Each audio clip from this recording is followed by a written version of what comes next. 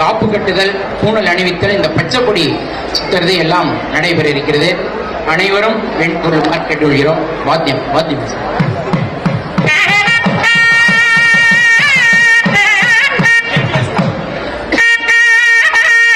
ஊஞ்சல் லாலி ஊஞ்சல்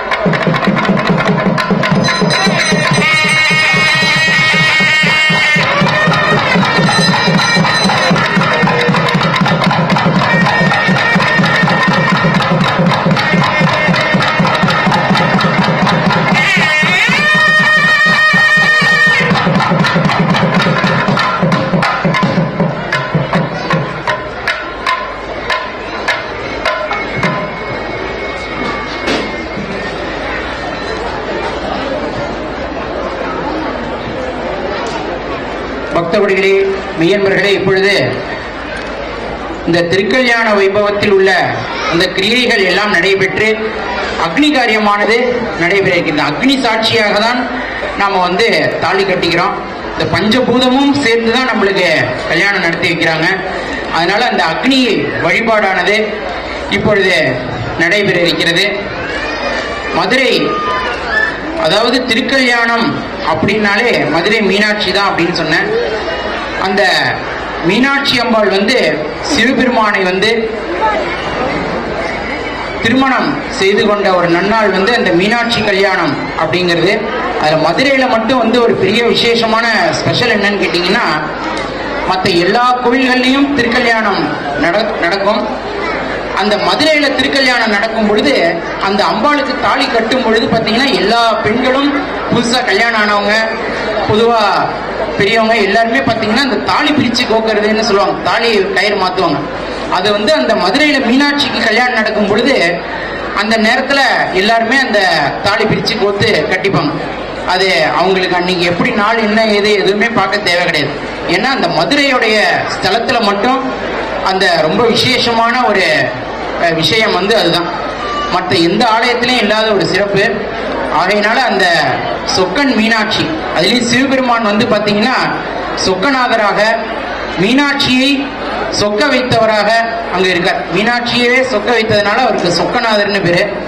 அதனால அப்பேற்பட்ட அந்த மீனாட்சி சொக்கநாதருடைய திருமணத்தை தான் நம்ம எல்லா இடங்கள்லையும் உலகம் பூரா செய்கிறோம். அதுவும் இன்றைக்கு காலகட்டங்களில் நம்ம கல்யாணம் அப்படிங்கிறது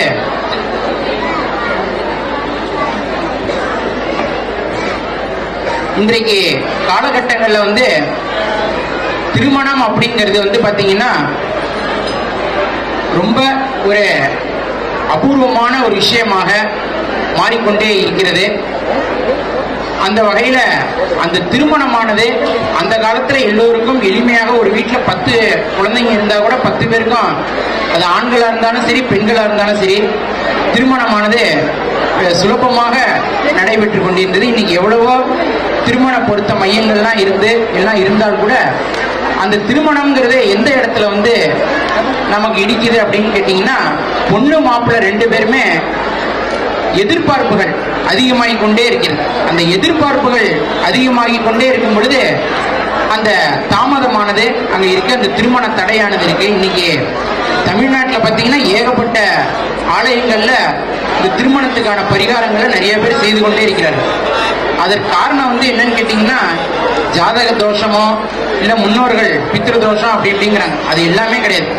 அந்த பொண்ணு அந்த பையன் அவங்க எல்லாருக்கும் மன ரீதியான அந்த மாற்றங்கள் நிறைய அடைஞ்சிருக்காங்க.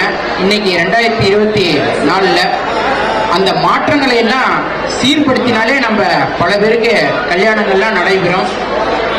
அந்த வகையில் அந்த திருமணமானது நம்ம எல்லோருக்கும் நல்ல முறையில் நடக்கணும். ஒரு வீட்டில் ஒரு பையனுக்கு பொண்ணு பார்க்குறாங்க, மாப்பிள்ளை என்ன பண்ணுறாரு அப்படிங்கிறாங்க. மாப்பிள்ளை டிசிஎஸ்ல வேலை பார்க்குறாரு அப்படின்னு ஐடி கம்பெனி ரைட் நல்ல அதுன்னு சொல்லி கல்யாணம் பண்ணி கொடுத்துட்றாங்க. பொண்ணு கல்யாணம் முடிஞ்சு வீட்டுக்கு வந்தோடனே பார்க்குறாங்க, இந்த மறு வீடு அதெல்லாம் போய் முடிச்சு பார்க்குறாங்க. என்னப்பா நீ டிசிஎஸ்ல வேலை பார்க்குறேன்னு சொன்னீங்க, ஒரு லேப்டாப்பை கூட உன் வீட்டில் காணுமே அப்படிங்கிறாங்க. நான் டிசிஎஸ்ன்னு சொன்னது தி சென்னை சில்க்ஸ் டிசிஎஸ், நீங்கள் உங்களை யாரும் எனக்கு பொண்ணு கொடுக்க சொன்னது அப்படின்னா.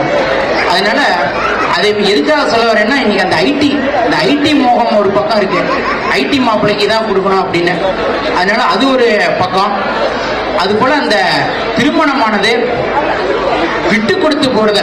திருமணம் ஆகி கணவன் மனைவி 2 பேருமே பார்த்தீங்கன்னா, அந்த நான் ஒரு இடத்துலையும் நான் போற கோயில் எல்லாம் திருக்கல்யாணத்தில் சொல்லுவேன், கணவன் மனைவி எப்படி இருக்கணும் அப்படின்னா தக்காளி சட்னி மாதிரி இருக்கணும். இந்த தக்காளி என்ன பண்ணும் அப்படின்னா, அதை நறுக்கும் பொழுது சுலபமாக இருக்கும், தன்னை விட்டு கொடுத்துரும். அதை அரைக்கும் பொழுது சுலபமாக இருக்கும், அதை ஃப்ரிட்ஜுக்குள்ளே வச்சு ஒரு 2-3 நாள் யூஸ் பண்ணலாம். ஆனால் இந்த தேங்காய் அதை கீறும் பொழுது அரைக்கும் பொழுது ரொம்ப கஷ்டமாக இருக்கும், மிக்சியில் அரைக்கும் பொழுதும் கஷ்டமாக இருக்கும். அது இருக்கிறதும் ஒரு நாள் தான் இருக்கும், ஏன்னா அது தன்னை விட்டு கொடுக்காது. அதனால எப்பொழுதுமே பார்த்தீங்கன்னா விட்டு கொடுப்பவர்கள் கெட்டு போவதில்லை, கெட்டு போவர்கள் விட்டு கொடுப்பதில்லை அப்படின்னு நம்ம எல்லா கணவன் மனைவி எல்லாருமே பார்த்தீங்கன்னா தக்காளி சட்னி மாதிரி விட்டு கொடுத்து போயிட்டோம்னா நம்ம எல்லாரும் ஒரு 3 நாள் ஃப்ரிட்ஜில் வச்சு சாப்பிடலாம். அதனால அந்த வகையில் எல்லா கணவன் மனைவி எல்லோரும் விட்டு கொடுத்து போக வேண்டும். இது எல்லாத்துக்கும் மேல ஒரு முக்கியமான விஷயம், இளைஞர்கள் வளர்ந்து வரக்கூடிய இந்த டீனேஜ் பசங்க எல்லாருக்குமே ஒரு முக்கியமான விஷயம் என்னன்னு கேட்டீங்கன்னா, ஒரு அறிஞர்கள்லாம் என்ன சொல்றாங்க அப்படின்னா, எப்படி நம்ம கல்யாணத்துக்கு பொண்ணோ மாப்பிள்ளையோ தேர்ந்தெடுக்கிறோம். ஒரு பொண்ணு காட்டுறாங்க, அது வந்து நம்ம ஒரு ஆண் இருக்கோம், ஒரு பொண்ணை காமிச்சா உடனே கல்யாணம் பண்ணிக்க வேண்டியதானே.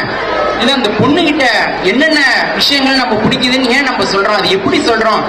அதே ஒரு பொண்ணு இருக்காங்க, ஒரு மாப்பிள்ளை பையனை காமிக்கிறாங்க, அந்த மாப்பிள்ளை பையன்னு சொன்னாலே கல்யாணம் பண்ணிக்கலாம்ல. அவங்க பல எதிர்பார்ப்புகளை ஏன் சொல்றாங்க, இது எப்படி உண்டாகுது அப்படின்னு கேட்டீங்கன்னா, நம்ம அந்த சிறு வயதுல இருந்தே நம்ம பார்க்கக்கூடிய சினிமாக்கள், நாடகங்கள், மற்ற எல்லாமே அந்த விஷயங்கள் எல்லாமே சின்ன சின்னதா நம்ம மனசுல ஒன்று சேர்ந்து நம்ம மனசுக்குள்ளேயே ஒரு உருவத்தை நாம உருவாக்குறோம். நமக்கு ஒரு பொண்ணு அப்படின்னா இப்படி இருக்கணும், இந்த கலர்ல இருக்கணும், இவ்வளவு ஹைட்டா இருக்கணும், இப்படி இருக்கணும் அப்படின்னு சொல்லி ஒரு உருவ அமைப்பை நம்ம மனசுக்குள்ள உருவாக்கிக்கிறோம். அது மாதிரி பெண்களும் என்ன பண்றாங்களா, ஒரு சின்ன வயசுலேருந்தே படிக்கக்கூடிய புத்தகங்கள் எல்லாத்தையும் மனசுல அப்படியே ஸ்டெப் பை ஸ்டெப்பா இது பண்ணி, ஒரு பையன் அப்படின்னா நம்மளுக்கு இப்படி இருக்கணும், ஹைட்டா இருக்கணும், அப்படி இப்படின்னு ஒரு கற்பனை உருவம், அந்த உருவத்தையும் நம்ம எல்லாரும் உருவாக்கிக்கிறோம். ஆண்கள் பெண்கள் எல்லாருமே அப்படி உருவாக்கும் பொழுது அந்த உருவத்துக்கு மேட்ச் ஆகாத எல்லாரையுமே நம்ம அப்படியே இது பண்ணிடுறோம். இது வந்து என்னன்னு சொல்றாங்க அப்படின்னா, பஞ்ச் ஆஃப் ட்ரீம்ஸ் அப்படிங்கிறாங்க, கனவுகளின் மூட்டை அப்படிங்கிறாங்க. அந்த கனவுகளின் மூட்டையோடய நம்ம வந்து வாழ்ந்துகிட்டு இருக்கோம். அது அந்த காலத்திலேருந்தே இருக்கு, எல்லா காலத்திலேருந்தே இருக்கு. சீதா தேவிக்கும் ராமர் இப்படி இருக்கணும்னு விரும்பினாங்க, ராமருக்கும் சீதா தேவி நமக்கு வரக்கூடிய மனைவி இப்படி இருக்கணும்னு விரும்பினார். ஆனா அவங்களுக்குலாம் உடனே அந்த கல்யாணங்கள்லாம் நடந்தது. இன்னைக்கு ஏன் எல்லாருக்கும் அந்த குழப்பமான ஒரு சூழ்நிலை இருக்கு அப்படின்னா, அந்த பஞ்ச் ஆஃப் ட்ரீம்ஸ் சொல்லக்கூடிய அந்த கனவுகள் மூட்டை இருக்கு, அது வந்து ரொம்ப அதிகமாயிடுது. அதிகப்படியான நம்ம செல்போன், இந்த ரீல்ஸு, இது எல்லாம் பல விதங்கள், நம்ம பல விஷயங்கள் நம்ம பார்க்குறோம், பல மனிதர்களோட பழகிறோம், எல்லாம் பண்ணுறோம். அப்படி இருக்கும் பொழுது பல விஷயங்களை நம்ம அந்த மூட்டைக்குள்ளே திணிக்கிறோம்.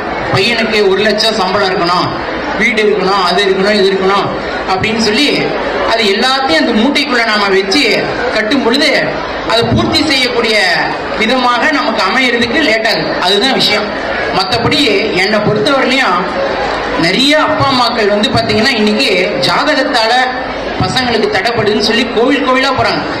அதாவது அவங்க பசங்களுக்கு கல்யாணம் ஆகலைன்னு நம்ம வருத்தப்படுற அந்த அப்பா அம்மாவை பார்த்து நம்மளுக்கு ரொம்ப கண்ணே கலங்கும். ஏன்னா நம்ம கோவிலில் நிறைய பேர் கல்யாணத்துக்காக வேண்டி வர்றதுனால அந்த அப்பா அம்மாவை நினைச்சு ரொம்ப வருத்தப்பட வேண்டியதா இருக்கும். அதனால அந்த பஞ்ச் ஆஃப் ட்ரீம்ஸ்ன்னு சொல்லக்கூடியதை நம்ம எல்லோரும் கட்டுப்படுத்தணும். அதாவது வீட்டில் எலி தொல்லை நிறைய இருக்கு அப்படின்னா, எலியை கொல்லணும், எலியை விரட்டணும். இது ரெண்டுத்துல எது பண்ணணும் அப்படின்னா, எலியை கொன்னா பாவம், எலியை விரட்டினா திருப்பி வந்துடும். அப்படி இருக்கும்பொழுது நம்ம என்ன பண்ணணும்னா, இது ரெண்டையுமே பண்ணக்கூடாது. வீட்டை சுத்தமாக வச்சுக்கணும். வீட்டை சுத்தமாக வச்சுக்கிட்டாலே எலி வராது. அப்படிங்கிற அந்த பாணியில் நம்ம மனதில் வந்து இந்த அளவுக்கு ஒரு கரெக்டான ஒரு அந்த கற்பனைகளை, அந்த இதுதான் இப்படிதான் இருக்கணும், பெண் எனக்கு இப்படி இருந்தா அப்படி இப்படின்னு ஒரு லிமிட்டோட நம்ம இருந்துட்டோம்னா அந்த அமையிறது சீக்கிரமாக நமக்கு அமையும். அப்படி நம்ம எல்லோருமே அந்த கணவன் மனைவி அமைந்த பிற்பாடு அட்ஜஸ்ட்மெண்ட், அந்த முதல்ல நான் சொன்ன மாதிரி அந்த விட்டு கொடுத்து போகுதல் அப்படிங்கிறது நமக்கு மேலும் இருக்கணும். எந்த ஒரு கட்டத்திலையும் விட்டு கொடுத்து போகுது. நான் வந்து பொதுவாக கணவன் மனைவி நிறைய பேர் இன்னைக்கு எல்லாருமே வேலைக்கு போறாங்க. அதில் பார்த்தீங்கன்னா வீட்டுக்கு கணவன் வேலை பார்க்குற இடத்துல கஷ்டப்பட்டு வேலை செஞ்சுட்டு வீட்டுக்கு போவார். அவர் அங்கே எவ்வளவு கஷ்டத்தில் இருந்தார், அன்னைக்கு அவரை யார் டென்ஷன் படுத்தினான்னு வீட்டில் இருக்கிறவங்களுக்கு தெரியாது.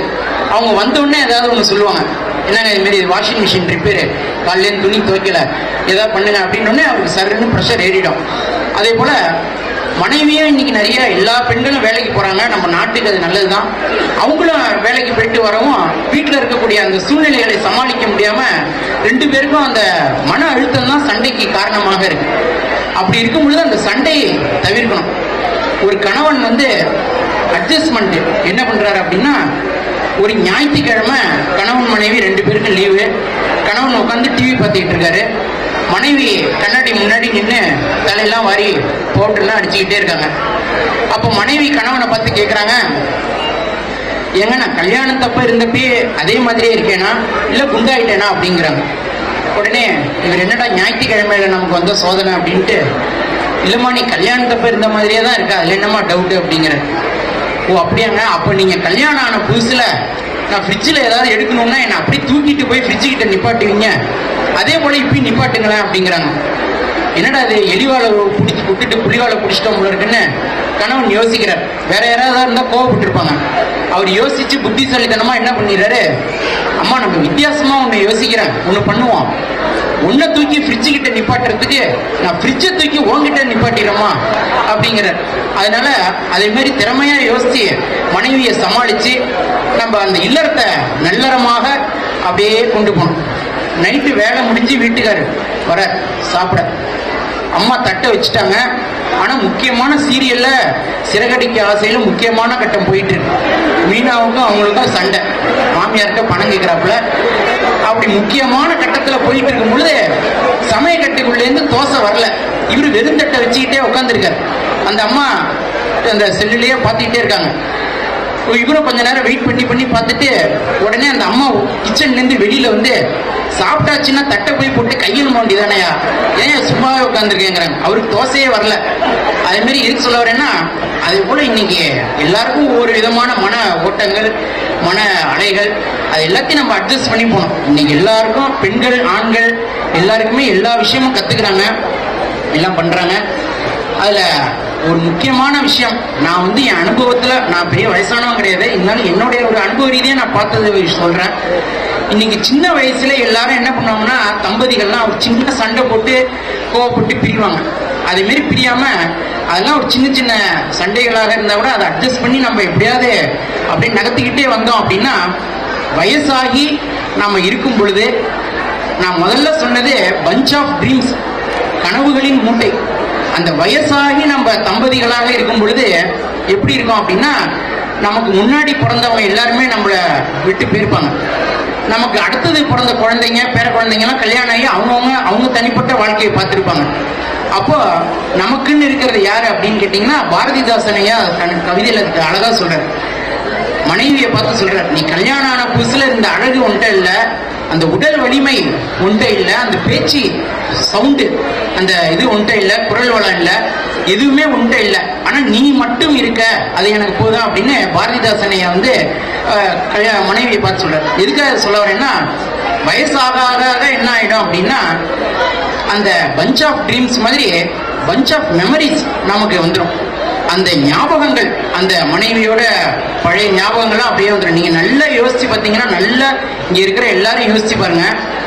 புதுசா கல்யாணம் ஆகி இருக்கிறவங்க அவங்களை விட வயசானவங்க 35 வருஷம் 40 வருஷம் 50 வருஷம் அப்படியே வயசாகி தம்பதியா அந்த இருக்கிறவங்க பார்த்தீங்கன்னா ரொம்ப பாசமா இருப்பாங்க. அவங்க வந்து பார்த்தீங்கன்னா ரொம்ப அந்யோன்யமா இருப்பாங்க. ஏன் அப்படின்னா, அந்த ஞாபகங்கள் அவங்களுக்கு இருக்கும். ஒரு இடத்துலயும் மனைவி எப்படி உதவி பண்ணாங்க, கணவன் எப்படி இருந்தாங்க அப்படின்னு. அதனால இந்த திருக்கல்யாணம் அப்படிங்கிறது நம்ம எல்லோரும் நம்மளை நாமே உணர்றதுக்காக பண்ணக்கூடிய ஒரு வைபவம்.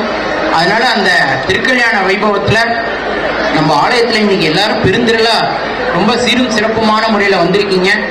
உங்க அதுலயும் இன்னொரு இன்னைக்கு மிக மிக முக்கியமான ஒரு விஷயம், இங்க இருக்கிற எல்லாருக்கும் இன்னைக்கு நம்ம அம்பாளுக்கு சாத்தக்கூடிய திருமாங்கல்யம். இந்த திருமாங்கல்யம் வந்து பாத்தீங்கன்னா ஸ்ரீசக்கர திருமாங்கல்யம்.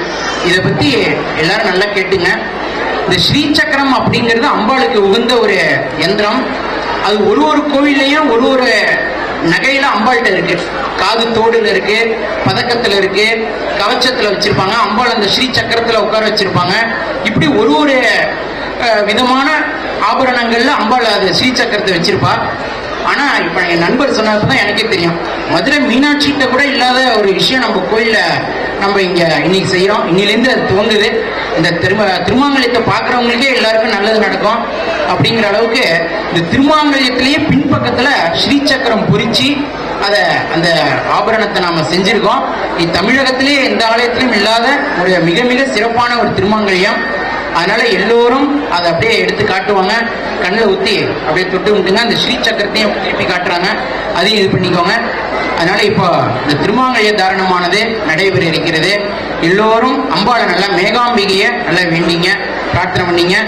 முக்கியமான விஷயம் பக்த கோடிகள் அனைவருக்கும் இந்த தாலி கட்டி முன்னே பரபரப்பா எல்லாரும் எழுந்து சிரமப்படாதீங்க. இந்த வரிசையில திருநீர், குங்குமம், அதுக்கப்புறமா அந்த தாம்பூல பையெல்லாம் கொடுப்பாங்க. அதெல்லாம் வாங்கிட்டு பொறுமையா ஒருத்தரா அப்படியே நகர்ந்து வருமாறு கேட்டுக்கொள்கிறோம். பெண்களை முதல்ல அனுப்பிச்சிருங்க. இருக்கக்கூடிய எல்லா ஆண்களுக்கும் கேட்டுக்கிறேன், பெண்களை எல்லாம் முதல்ல அனுப்பிச்சிருங்க. சீர்வரிசை எடுத்தவங்க, வயதான அம்மா எல்லாரையும் லேடிஸை முதல்ல அனுப்பிச்சு விட்டுருங்க. சொற்பொழிவும் இது திருக்கல்யாணம் முடிந்தவுடன் இருக்கு, அதையும் அப்படியே கேட்டு இறையர்கள் பெறுமாறு அன்போடு கேட்டுக்கொள்கிறோம். இப்போ திருமங்கல்ய தாரணமானது நடக்க இருக்கு. அதுக்கு முன்னாடி இந்த பிரவரம் படிக்க இருக்கிறாங்க. என்ன, சிவபெருமானுக்கும் அம்பாளுக்கும் அந்த கோத்திரம், அவங்க அப்பா தாத்தா எல்லார் பேரும் சொல்லி, அந்த சிவபெருமானுக்கு வந்து அப்பா அம்மாவே கிடையாது. சிவபெருமானுக்கு யார் அம்மான்னா இங்க இருக்கக்கூடிய அம்மா லேடிஸ்லாம் தான். அவர் காரைக்கால் அம்மையாரை பார்த்து தான் என் அம்மாங்கிறார். அப்ப நம்ம கோவில் அடியார்கள்லாம் இருக்காங்க, இங்க பெண்கள் தான் நமக்கு எல்லா சர்வீஸ்லாம் பண்றாங்க. அவங்களாம் தான் சிவனுக்கு இன்னைக்கு அம்மா. அதனால தாம்பூலம் வந்து பெண்களுக்கு மட்டும்தான் கொடுக்க உள்ளோம். அதனால அவங்க எல்லாரும் முதல்ல வந்து வாங்கிட்டு போயிட்டோம். அப்புறமா நம்ம ஆண்கள்லாம் கொஞ்சம் இன்னைக்கு உதவி பண்ணுமாறு அன்போடு கேட்டுக்கொள்கிறோம். அதுக்கப்புறம் இந்த அக்ஷதையெல்லாம் கொடுப்பாங்க. இன்னைக்கு எல்லாரும் கணவன்கிட்ட நமஸ்காரம் பண்ணி ஆசீர்வாதம் வாங்கிக்கோங்க. இன்னைக்கு ஒரு நாள் முடிந்தா பண்ணுங்க. அவங்க அது வேற ஒரு, அதனால எல்லோரும் அதை வாங்கி கொள்ளுமாறு கேட்டுக்கொள்கிறோம். வாத்தியம்.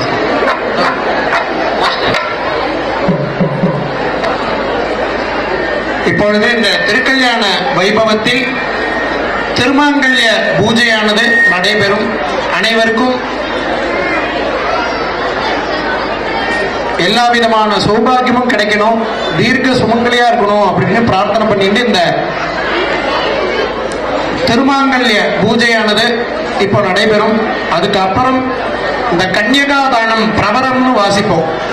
இங்க செய்யக்கூடிய சடங்குகள் எல்லாமே, ஒரு சடங்கு எல்லாமே மனுஷனுடைய வாழ்க்கையில செய்யக்கூடிய சடங்கா இருக்கும். மனுஷனுடைய வாழ்க்கையில செய்யக்கூடிய திருமணத்துல செய்யக்கூடிய சடங்கா இருக்கும். அதுதான் வந்து தாலி கட்டுறதுக்கு முன்னாடி ஒரு தானம் பண்ணுவாங்க. ஒரு இடத்துலையும் சொல்லுவோம், தானத்திலேயே உயர்ந்த தானம் எது அப்படின்னா அந்த கன்யகா தானம்னு சொல்லுவாங்க. அந்த கன்யகா தானம் இன்னாருடைய கோத்திரத்துல பிறந்த இன்னாருடைய மகன் வழி பேத்தி, மகள் வழி பேத்தியும் ஆகிய அப்படின்னு சொல்லி அவங்களுடைய பேரை வாசிச்சு, மாப்பிள்ளை வீட்டிலிருந்து இன்னாருடைய பேரனும் இன்னாருடைய மகள் வழி பேரனும் இன்னாருடைய பெயர் கொண்ட மாப்பிள்ளைக்கு திருமணம் முடிப்பதாய் அப்படின்னு சொல்லுவாங்க. அதுதான் கன்யகாதானம் பாணி கிரகணம் அப்படின்னு சொல்லுவாங்க. அந்த பூஜையை இப்ப பண்ண போறோம். அதுக்கு முன்னாடி இந்த திருமாங்கல்ய பூஜையானது இப்பொழுது நடைபெற உள்ளது. பக்த கோடிகள் அனைவரும் தரிசனம் செய்து இறைவனுடைய அருளை பெற்றியுமாறு கேட்டுக்கொள்கிறோம். மாங்கல்ய சூத்ராபரணம் அஸ்திரேணா சம்பிரோக்ய ஓம் அஹஸ்திராய நமஹ.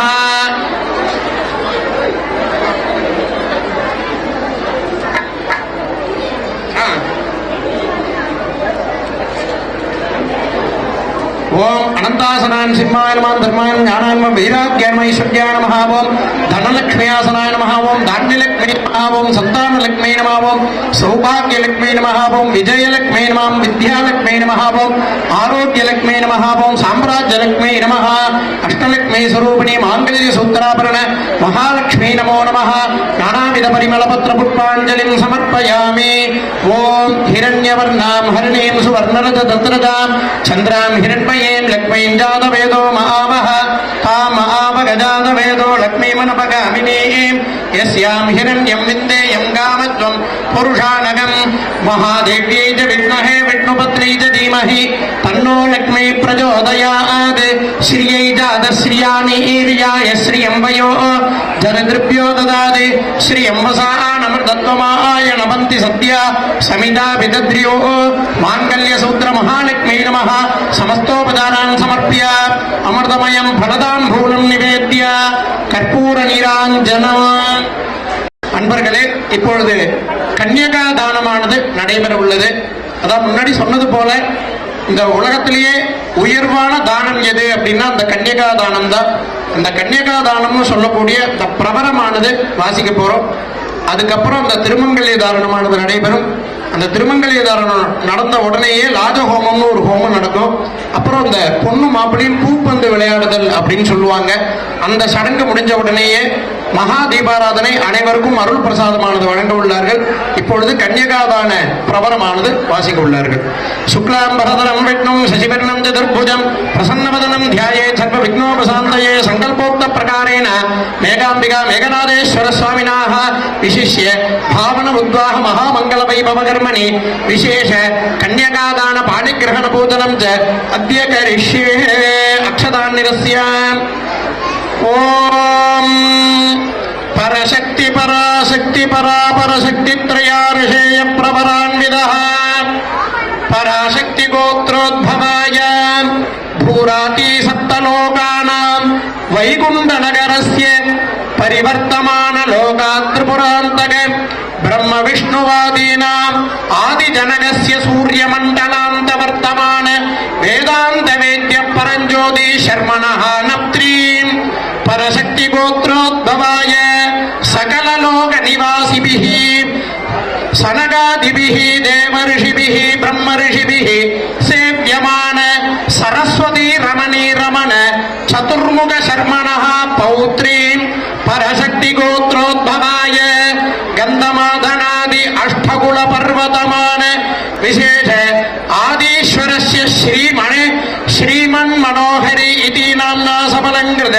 மேனகா ரமணி ரமண ஹிமவந்த சர்மணः புத்ரீம் பரசக்தி கோத்ரோத்பவாம் சகல சாம்ராஜ்யதாலினீம் சகல சாம்ராஜ்யசாயினீம் சகல சௌபாக்யதாயினீம் சகல லோக ஜனனீம் கிரிஜாம் ஸ்ரீமதே மேகாம்பிகாம் தேவி நாம்னீம் இமாம் கன்யாம் கனக சம்பன்னாம்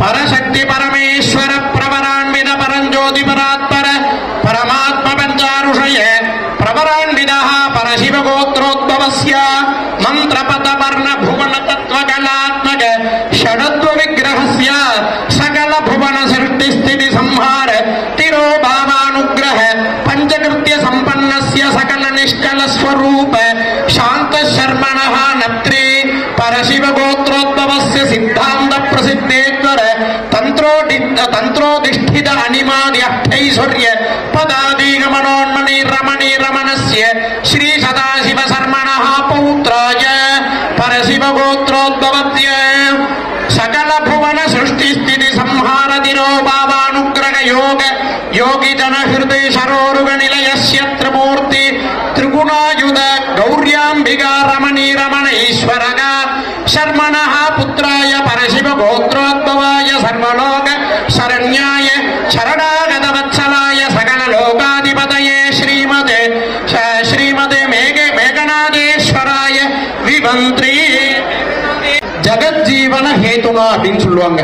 இந்த உலகம் க்ஷேமமா இருக்கணும், இந்த உலகத்துல எந்த ஒரு இன்னலும் இருக்கக்கூடாது அப்படிங்கிறதுக்காக இறைவன் இறைவிய திருக்கல்யாணம் பண்ணிக்கிறான் அப்படிங்கிறதுக்கான இந்த மந்திரமானது ஜகஜீவன ஹேதுனா கண்டே பத்ராணி சுபகே. முதல்ல இந்த ஸ்ரீசக்கரத்தை தொட்டுக்கணும். ஓம் மாங்கல்யம் தந்துநானேன ஜகஜீவன ஹேதுனா கண்டே பத்ராணி சுபகே.